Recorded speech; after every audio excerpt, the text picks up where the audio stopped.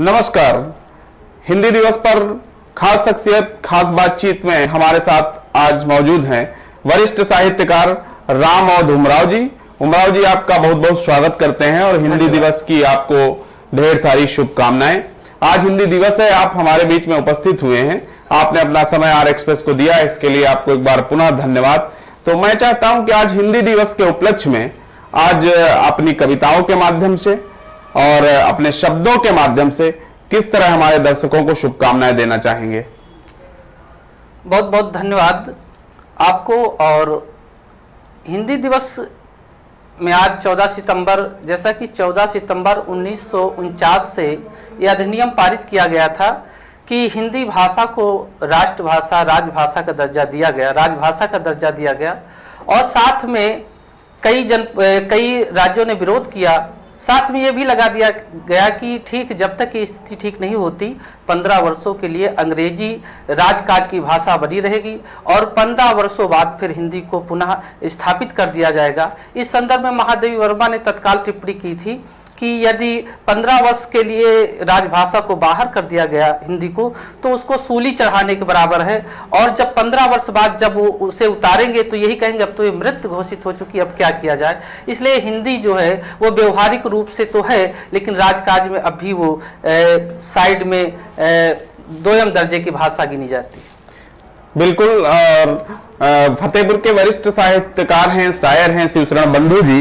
उन्होंने लिखा कि बड़ी तकलीफ में रहती है हिंदी, मगर कुछ भी नहीं कहती है हिंदी, चाहा हो भूत जब अंग्रेजियत का, कहां आराम से रहती है हिंदी। बहुत सही कहा, जो भी कहा सही कहा।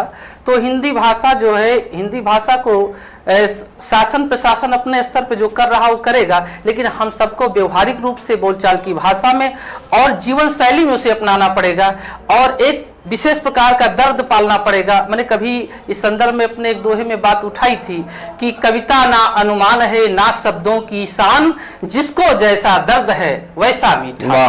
कविता ना अनुमान है ना शब्दों की शान, जिसको जैसा दर्द है वैसा मीठा गान।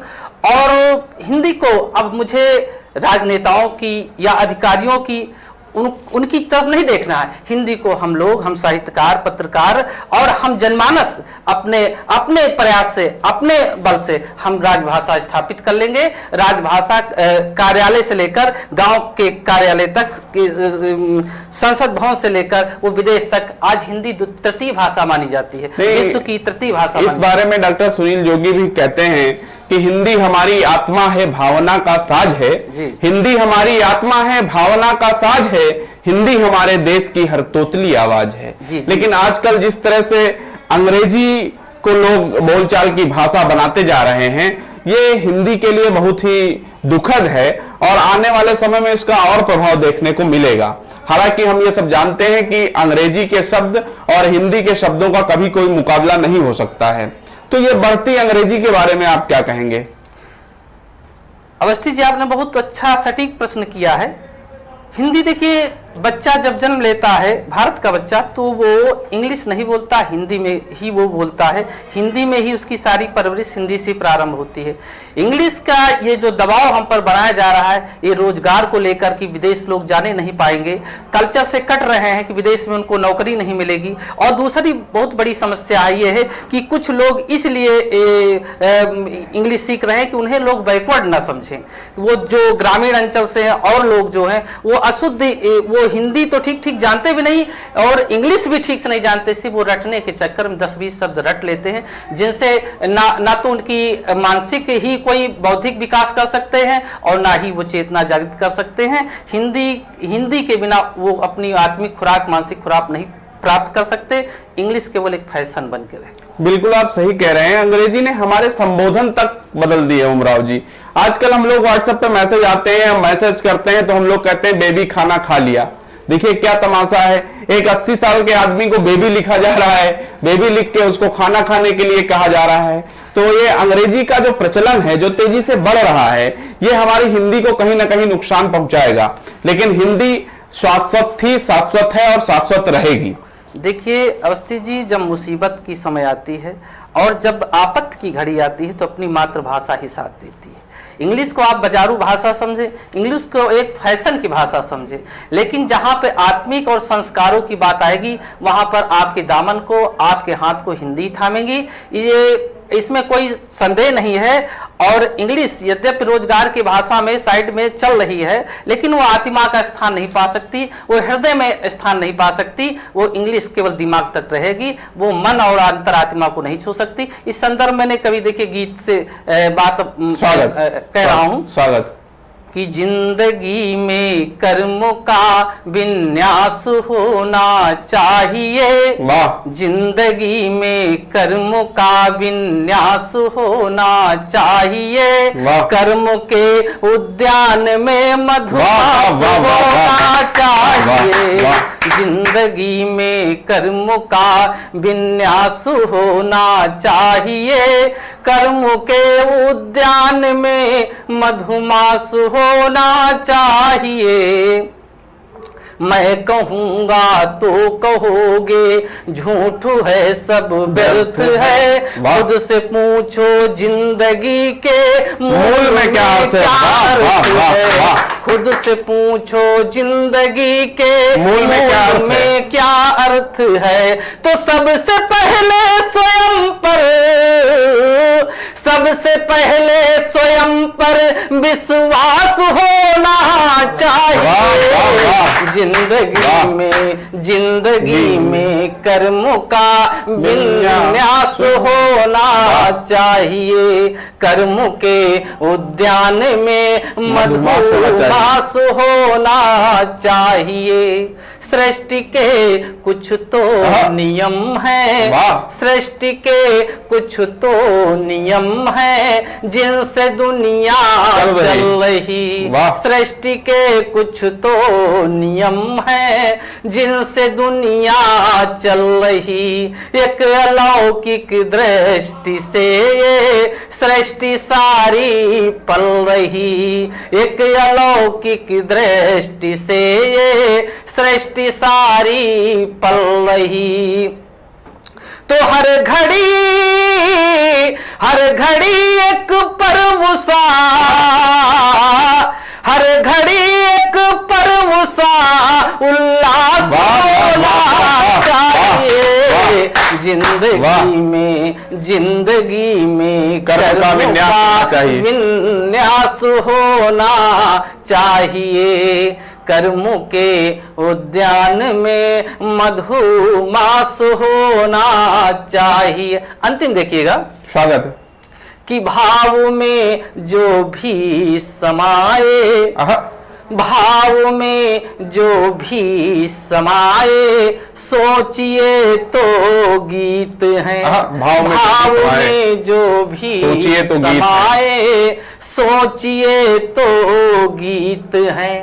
गैर कोई भी नहीं है, गैर कोई भी नहीं है, मानिए तो मीत है, गैर कोई भी नहीं है, मानिए तो मीत है।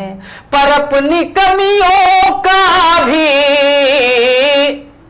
पर अपनी कमियों का भी एहसास होना चाहिए, जिंदगी में कर्म का विन्यास होना चाहिए, अपनी कमियों का भी एहसास होना चाहिए, अपनी कमियों का भी, अपनी कमियों का भी एहसास होना चाहिए, जिंदगी में कर्मों का विन्यास होना चाहिए, सबसे पहले स्वयं पर विश्वास होना चाहिए। बिल्कुल उमराव जी, जैसा कि आपने कहा, सबसे पहले स्वयं पर विश्वास होना चाहिए और जिंदगी में कर्म का विन्यास होना चाहिए, अपनी गलतियों का भी एहसास होना चाहिए। हालांकि ये सब बहुत कम होता है, समय जब आता है तो आदमी की बुद्धि काम नहीं करती है। कहा भी जाता है कि समय बुरा हो तो अपनी ही मेधा छलने लगती है, समय बुरा हो तो अपनी ही मेधा छलने लगती है, समय बुरा हो तो बर्फानी धारा जलने लगती है, समय बुरा हो तो चंदन भी आग उगलने लगता है, समय बुरा हो तो खूंटी भी हार निकलने लगती है। और जैसा कि आपने बताया, चूंकि आप समसामयिक रचनाएं लिखते रहे हैं। आपने प्रेम पर भी कई गीत लिखे हैं और प्रेम पर एक तरीके से आपने शोध किया है। तो आज का जो प्रेम आप उमराव जी देख रहे हैं कि आज जो फेसबुक और व्हाट्सएप का जमाना है कि पहले दिन व्हाट्सएप नंबर मिलता है, दूसरे दिन मैसेज होता है, तीसरे दिन प्यार हो जाता है और चौथे दिन लोग मिल जाते हैं। आपके जमाने में प्रेम कैसा हुआ करता था? आपके जमाने में मुझे लगता है इतनी आसानी से प्रेम नहीं होता रहा होगा। बहुत ही मार्मिक प्रश्न है और बहुत ही सटीक प्रश्न है आपका। देखिए, प्रेम को आज व्यक्ति जो है बहुत सतह दर्जे से ले रहा है। प्रेम को एक खिलौना समझ रखा है कि प्रेम एक चलता फिरता एक खिलौना है, जब चाहा अपना खेला तोड़ दिया। तो इस संदर्भ में एक मुक्तक से मैं अपनी बात शुरू करता हूं, उसमें पूरा सार समाहित हो जाएगा। देखिएगा, स्वागत। कि कैसे कैसे कैसे जीवन में लगती तपन छोड़ दे, कैसे जीवन में लगती तपन छोड़ दे, तुमसे मिलने की कैसे लगन छोड़ दे। वो कहते हो भूल जाओ सदा के लिए, कहते हो भूल जाओ सदा के लिए, पर बताओ ये कैसे सपन छोड़ दे, पर बताओ ये कैसे सपन छोड़ दे। हालांकि आपके जमाने में प्रेम के कई तरीके होते रहे होंगे। उस समय फेसबुक और व्हाट्सएप ज्यादा नहीं चलता रहा होगा या ना के बराबर, तो एक पत्र ही माध्यम हुआ करता था प्रेम का। आप लोगों ने भी पत्र लिखे होंगे प्रेम में, आपने भी लिखे होंगे। कभी कभी ऐसा होता था, कभी ऐसा हुआ है कि जिसके लिए आप प्रेम पत्र लिखते रहे हो, कभी उसकी शादी हो गई और फिर उसके शादी में उसके पिताजी आपसे आए और कहें कि बेटी की शादी है, सब बच्चों को काम करना है। और जो आज का प्रेम है, जो दूषित प्रेम हो रहा है, मुझे याद है कि आपका एक मुक्तक इसमें भी है, जो आज शारीरिक संबंधों को प्रेम में ज्यादा महत्व दिया जा रहा है। देखिए, प्रेम को त्याग की आवश्यकता होती है और वासना से जो प्रेम उठता है उसको मैं प्रेम मान ही नहीं सकता, वो एक आवश्यकता होती है। तो प्रेम जो वासना से भले उठे, एक चार्मिंग, एक लगाव से, फिजिकल लगाव से भले उठे, लेकिन उसकी परिणति जब तक त्याग में नहीं होगी, वो प्रेम की पराकाष्ठा को नहीं पहुंच पाएगा। उसकी परिणति त्याग पे होना ही होना है। और इस संदर्भ में हाँ, आप जो मुक्तक की चर्चा कर रहे थे, वो है मेरा मुक्तक। स्वागत। देखिएगा उस मुक्तक में, स्वागत। कि तुम हमारे लिए, हम तुम्हारे लिए, वाह, तुम हमारे लिए, हम तुम्हारे लिए, ऐसे शब्दों को लाना जरूरी नहीं, ऐसे शब्दों को लाना जरूरी नहीं, मन से मन का मिलन कोई कम तो नहीं, मन से मन का मिलन कोई कम तो नहीं, तन से तन को मिलाना जरूरी नहीं, तन से तन को मिलाना जरूरी नहीं। और थोड़ा सा एक मुक्तक और देखिएगा इस संदर्भ में कि देखिए, एक काल्पनिक प्रेम होता है। जब तक प्रेम यथार्थ में नहीं आता, प्रेम या किसी भी क्षेत्र में हो, जब तक ये हकीकत में उसकी परिणति नहीं होती, तब तक उसमें निखार या एक जो सुगंधपन होता है, अनूठापन होता है, वो नहीं आ पाती। सुंदर मुक्तक देखिए। स्वागत। स्वागत। कि कल्पनाओं में तुम, कल्पनाओं में हम, कल्पनाओं में तुम, कल्पनाओं में हम, भावनाओं में तुम, भावनाओं में हम, भावनाओं में तुम, भावनाओं में हम, कुछ हकीकत में आओ तो जाने सके, कुछ हकीकत में आओ तो जाने सके, तुम न रह जाओ तुम, हम न रह जाओ तुम, हम न रह जाए हम। वो आपने एक चांद पे भी गीत लिखा है और चांद के बारे में किसी बड़े शायर ने कहा कि खो गई है मेरे महबूब के चेहरे की चमक, खो गई है मेरे महबूब के चेहरे की चमक, चांद निकले तो जरा उसकी तलाशी लेना। सही आपने कहा, चांद पर वो गीत मैंने लिखा था, वो काफी चर्चित हुआ वो गीत, और वो चांद को माध्यम बना के, रूपक बना के लिखा गया था, लेकिन उसमें जो समसामयिक समस्याएं हैं वो सारी समेटी गई हैं। और उससे पहले एक मुक्तक देख लीजिएगा। स्वागत। कि वादियां और पल सब तुम्हारे लिए, वादियां और पल सब तुम्हारे लिए, गीत मुक्तक गजल सब तुम्हारे लिए, गीत मुक्तक गजल सब तुम्हारे लिए। तो क्या कहूँ जो कहूँ वो भी कम ही लगे, क्या कहूँ जो कहूँ वो भी कम ही लगे, जो भी है फल सुफल सब तुम्हारे लिए, जो भी है फल सुफल सब तुम्हारे लिए, वादियां और पल सब तुम्हारे लिए। और वो जिस गीत की आप बात कर रहे हैं, स्वागत, उस गीत को देखिएगा। स्वागत। कि रुक जा चंदा, रुक जा चंदा हम भी चलेंगे, रुक जा चंदा हम भी चलेंगे, मीत अभी आते होंगे, रुक जा चंदा हम भी चलेंगे, मीत अभी आते होंगे, अलबेले से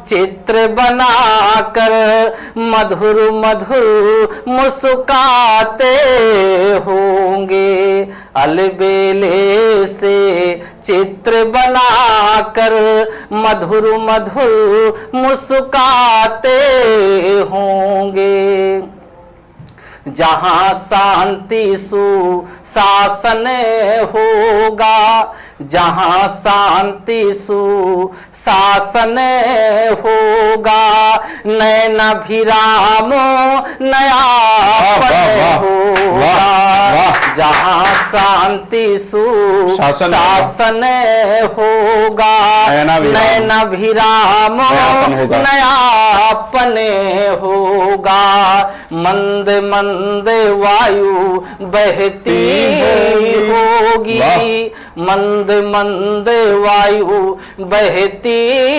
होगी, कल कल सरिता करती होगी, मंद मंद वायु बहती होगी, कल कल सरिता करती होगी, जहां उर्मियों से अलिया कर, जहां उर्मियों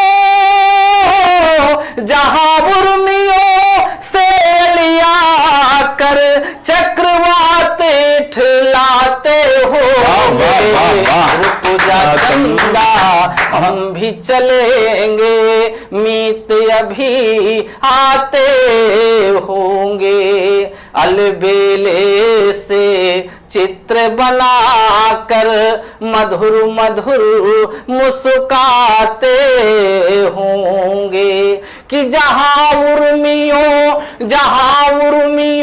से लिया कर, जहां उर्मियों से लिया कर, चक्रवात ठिलाते होंगे, रुक जा चंदा हम भी चलेंगे, मीत अभी आते होंगे, अलबेले से चित्र बनाकर मधुर मधुर मुस्काते होंगे। और अंतिम पंक्ति देखिएगा। स्वागत। रोमे रोमे पुलकित तने होगा, रोम रोम पुलकित तने होगा, सहज सरल सुरभित मन होगा। रोम रोम पुलकित तने होगा, सहज सरल सुरभित मन होगा। नहीं मजहबी धंधे होंगे, नहीं मजहबी धंधे होंगे, ना उन्माद से अंधे होंगे।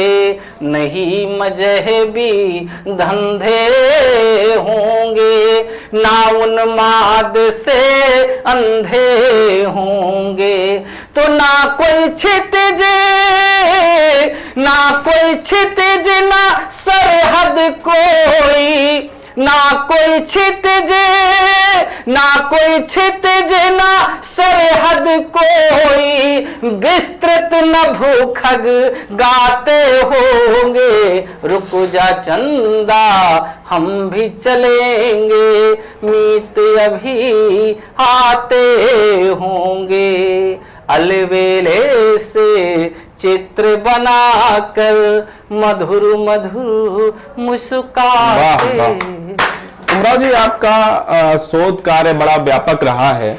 आपने अध्यापन कार्य भी बृहद स्तर पर किया है, कई संस्थाओं में आप अध्यापक रहे हैं, आपने नौकरी के लिए भी प्रयासरत किया है। मैं जहां तक मुझे जानकारी है कि अपने जीवन के लिए आपने बहुत सारा संघर्ष किया है, तो अपने जीवन और संघर्ष के बीच की कोई ऐसी कविता जो उन दिनों निकली हो जब आप संघर्ष के दौर से गुजर रहे हैं, तो आप हमारे दर्शकों को सुनाएं। देखिए, जिंदगी तो संघर्ष का नाम ही है। मेरा जो व्यक्तिगत संघर्ष था वो कई चरणों में, मैंने पत्रिका का संपादन भी किया, अवध प्रभा। अवध प्रभा पत्रिका का संपादन भी किया। जब साहित्य, जब कविता के स्वर फूटे थे हमारे बचपन में, तो जब तक तो ये तब टेलीविजन, ये जो चैनल वगैरह इतने सक्रिय नहीं थे, और पुस्तकों के माध्यम से तो 2003 में एक मेरी पुस्तक आई थी, व्योम के उस पार जी। तो उसमें मेरी जो प्राथमिक स्तर की रचनाएं थी, जो स्फुट रचनाएं थी, उनको संकलन था, संपादन किया था संत बहादुर श्रीवास्तव ने। तो उसके बाद से फिर कुछ दिनों के बाद में अवध प्रभा पत्रिका का संपादन मैंने खुद किया था, और उसमें उस समय के बड़े अच्छे साहित्यकार, उसमें BL पाल थे, संत बहादुर श्रीवास्तव थे, मेरी एक उपन्यास थी विप्लव, उसके अंश लगे थे उसमें, मेरी उसमें एक कविता थी और संपादन कार्य था, तो उस पर शोध भी हुआ था, काफी चर्चा में थी जी। और सर्विस के लिए, देखिए, हम कार्य सर्विस के लिए लगे नहीं थे। साहित्य इतना प्रभावी हो गया था कि जो जिसे कहते हैं ना कि घूम फिर के उसी स्थान पे आ जाना, सर्विस चाहते हुए भी उसके पास जाके भी वापस आ गए।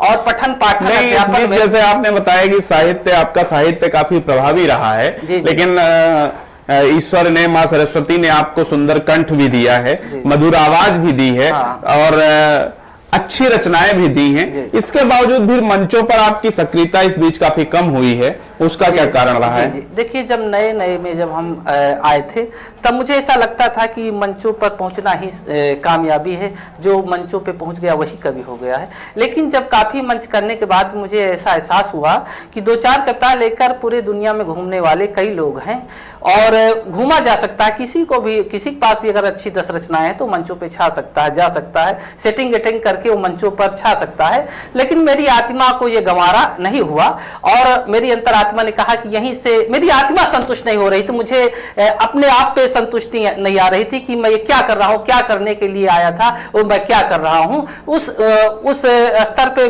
जो मेरी मनोदशा थी ये थी कि मुझे पढ़ना लिखना चाहिए, और अगर सहजता से कहीं किसी ने बुला लिया तो मैं चला जाता हूं, बाकी सेटिंग गेटिंग वाले मंचों पे ना मैं जाता हूं और ना ही वो लोग मुझे बुलाते। क्योंकि आप गीत लिखते रहे, अच्छे गीत लिखे हैं आपने, समसामयिक गीतों के अलावा आपके प्रेम से संबंधित काफी गीत रहे हैं जी, तो इन गीतों का प्रस्फुटन कहां से हुआ? जी, प्राथमिक चरण में, देखिए, प्राथमिक चरण में मैं श्रृंगार और अंगार, जिसे कहते हैं वीर रस और श्रृंगार में दोनों लिखता था। और श्रृंगार, चूंकि श्रृंगार कोमल कंठ था, कंठ अच्छा था, तो स्वर अच्छा होने के कारण श्रृंगार भी लोग सुनते थे। वीर रस की एक झलकी मैं आपको सुना रहा हूँ, श्रृंगार की सुना रहा हूँ, जो मैं शुरुआती दौर में जब प्रारंभिक चरण में लिखा था, तब ये मैं इस पे देश पे ये मंदिर मुद्दा काफी गर्म था और मोदी वहां पर गुजरात के चीफ मिनिस्टर हुआ करते थे, तब मैंने उस समय लिखा था स्वागत कि इस देश में मंदिर मस्जिद कितने और बनाओगे, इस देश के शुभचिंतक हो कब तक क्या ढोंग रचाओगे, अशांत किया शांत साकेत पूरी अब किस धर्मस्थल पर जाओगे, राम नाम को त्याग फिर किसका गीत सुनाओगे, एक राज बर्बाद किया क्या पूरा राष्ट्र मिटाओगे, एक राज बर्बाद किया क्या पूरा राष्ट्र मिटाओगे, और मत रो मां मैं तेरा हर श्रृंगार बना दूंगा, मत रो मां मैं तेरा हर श्रृंगार बना दूंगा, हर प्राणी को वतन पे मरने मिटने का विस्तार बता दूंगा, सौगंध तेरी मां हर प्राणी को वज्रयान बना दूंगा, यह देश कोई भारत से टकराया तो शमशान बना दूंगा, यह देश कोई भारत से टकराया तो शमशान बना दूंगा। इस तरह से रचनाएं हुआ करती, श्रृंगार वाली बात है। तो मैं श्रृंगार अंगार का कोई बहुत अच्छा कॉम्बिनेशन नहीं माना जाता है, और आप श्रृंगार भी लिखते रहे उसके साथ अंगार भी लिखते रहे, तो कई बार ऐसा हुआ हो कि जिसके लिए आपने श्रृंगार लिखा हो वो आपका अंगार सुन के चली गई हो। देखिए अवस्थी जी, हम इस चक्कर में ज्यादा नहीं पड़े, हालांकि मैं इतना बड़ा पैदा भी नहीं हुआ हूं, लेकिन हम प्यार के चक्कर में ज्यादा नहीं पड़े हैं, और चूंकि संघर्षशील मैं व्यक्ति था तो समाज की, हालांकि अब तो कहा जाता है कि वो साहित्यकार ही क्या जो प्यार के चक्कर में न पड़ा हो, चाहे बाद में चाहे पहले और चाहे मंचों के दौरान। देखिए अब ये तो चलन आम हो गया है। नहीं देखिए वो ठीक है, लेकिन प्यार भारत देश से भी प्यार हो सकता है, मुझे जनमानस से भी प्यार हो सकता है, पशु पक्षियों से प्यार हो सकता है, इस प्रकृति से प्यार हो सकता है। प्रकृति से बड़ा सुंदर क्या हो सकता है, बाले तेरे बाल जाल में क्यों उलझा दूं लोचन, अभी से इज्जत को सुमित्रा नंदन पंत ने कहा, है ना। तो प्रेम को लोग सीमित कर दिए हैं, एक एरिया निश्चित कर दिए, बस एक लड़की का जिस्म या एक लड़की के स्थान तक सीमित कर दिया। प्रेम की परिभाषा या प्रेम अनंत है, प्रेम का कोई अंत नहीं है और प्रेम असीम है। उस संघर्षों के दौरान की वो जो कविता मैं आपको बताने जा रहा हूं कि उस संघर्ष के दौरान कई बार मैं जैसे कॉलेजों में पढ़ाता था तो साहित्यकार था, विचारधाराओं के नाम मिलने की वजह से मुझे हटना पड़ता था या तो हटा दिया जाता था, अमूमन हटना ही पड़ता था, यहां तक स्थिति आ जाती थी मुझे कोर्ट कचहरी तक जाना पड़ता था, और उसमें मेरी सहजता भी थी और एक खुददारीपन भी था, ईमानदारी थी। इसलिए तो उस दौरान जब बहुत संघर्षों में जूझ रहा था तो बहुत पहले की रचना एक थी तो एकदम टूट गया था हर तरफ से, उस समय रचना प्रस्फुटित हुई। देखिएगा स्वागत। इस रचना में प्रतीकों के माध्यम से बात कही गई है। स्वागत। तो प्रतीकों के माध्यम से सागर है, नदी है और पोखर से तालाब का संबंध है, तो उसी कैटेगरी के आदमी हैं, उसी प्रतीकों के माध्यम से गीत सुनिएगा। स्वागत।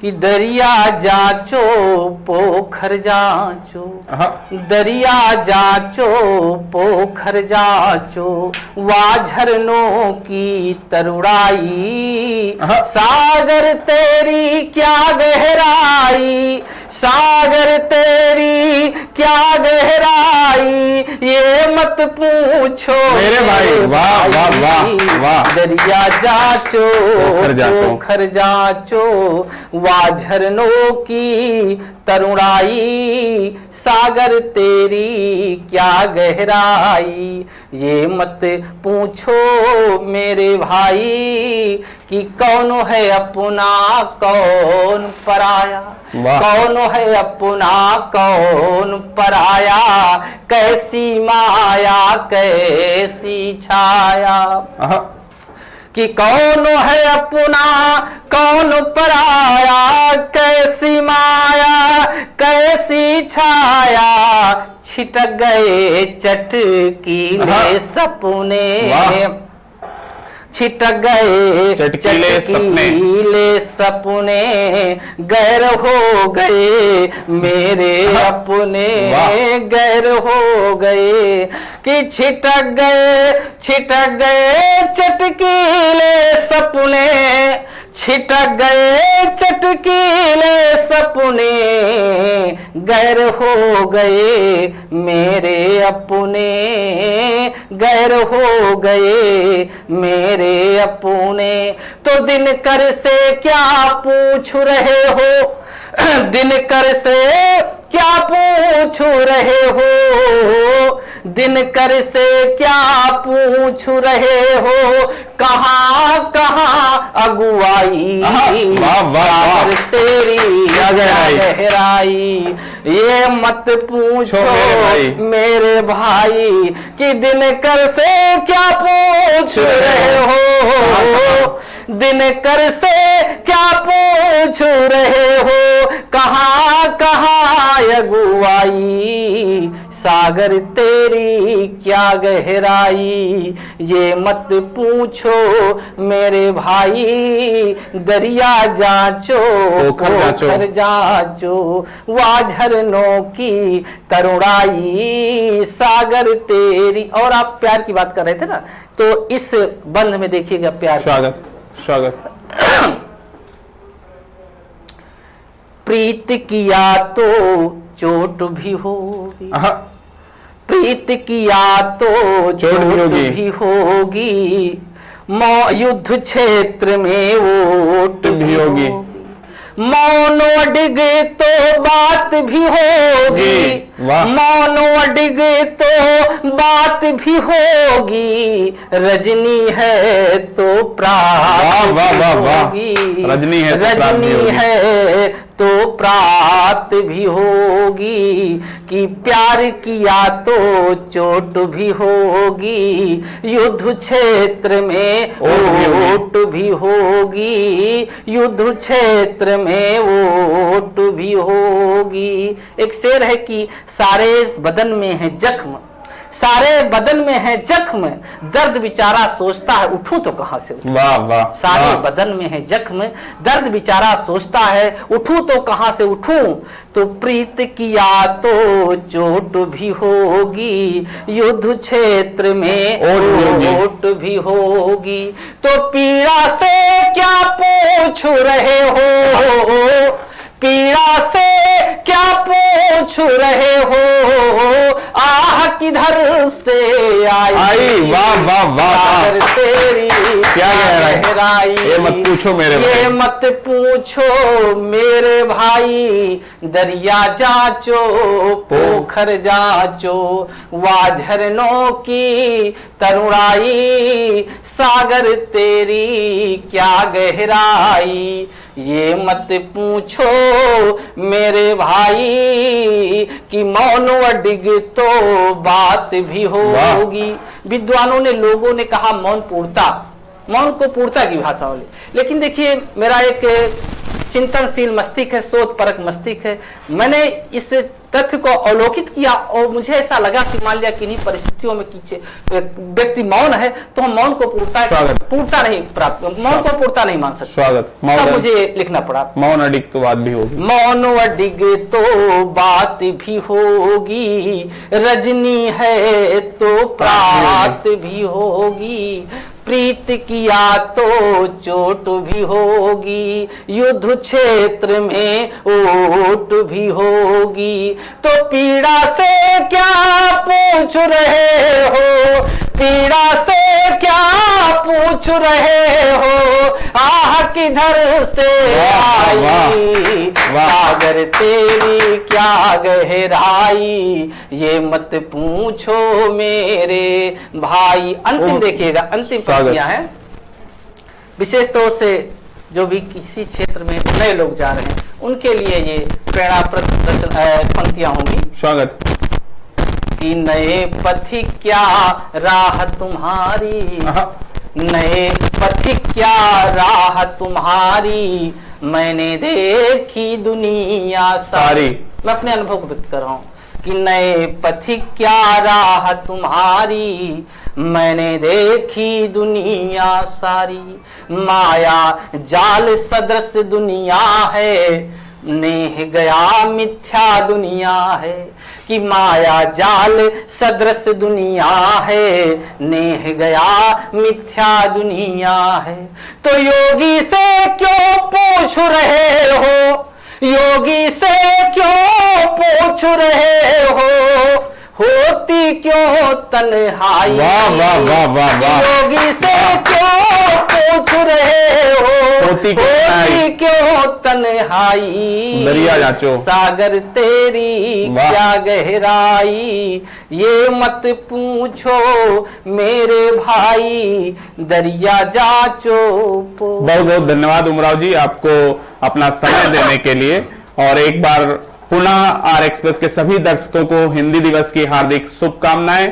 जल्द ही हम फिर मिलेंगे, फिर एक नए कवि के साथ। तब तक के लिए नमस्कार।